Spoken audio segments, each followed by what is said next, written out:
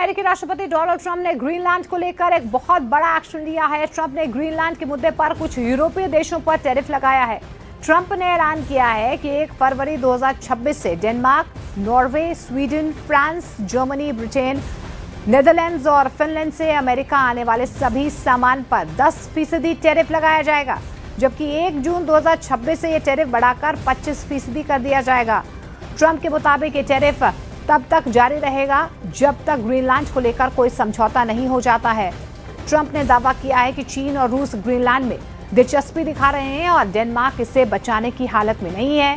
आपको ये भी बता दें कि ग्रीनलैंड आर्कटिक महासागर और उत्तरी अटलांटिक महासागर के बीच मौजूद है, जो डेनमार्क के साम्राज्य का हिस्सा है। ट्रंप ने ग्रीनलैंड को गोल्डन डूम नाम के बड़े रक्षा प्रोजेक्ट के लिए बेहद महत्वपूर्ण बताया है।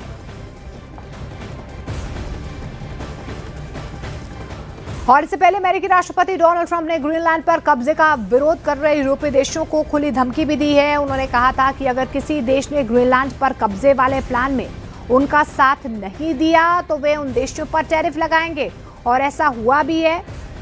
10% टैरिफ लगाने की धमकी दी है, और अगर ये तमाम यूरोपीय देश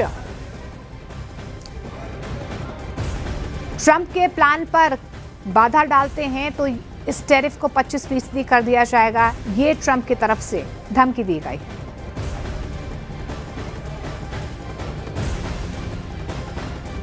I may put a tariff on countries if they don't go along with Greenland, because we need Greenland for national security. So I may do that. I'll give you a little.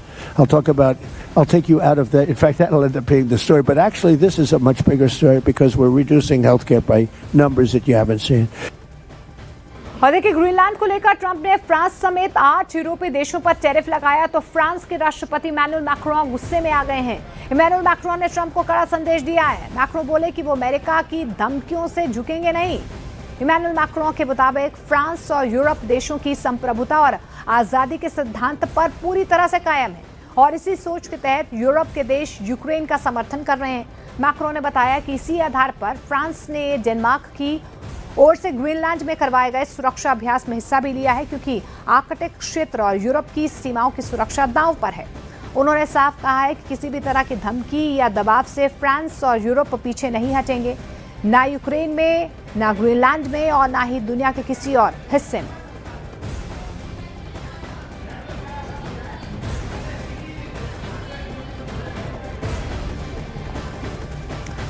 और Greenland पर कब्जे की मंशा पाले अमेरिकी राष्ट्रपति Donald Trump की राह आसान होती नजर नहीं आ रही है, क्योंकि उनका विरोध और ज्यादा तेज हो गया है।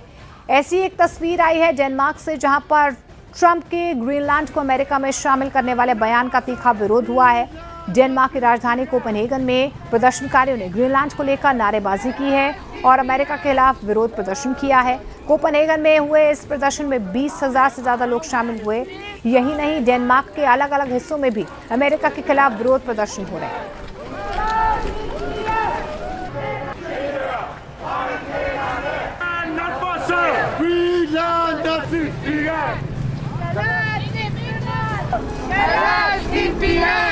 Hello,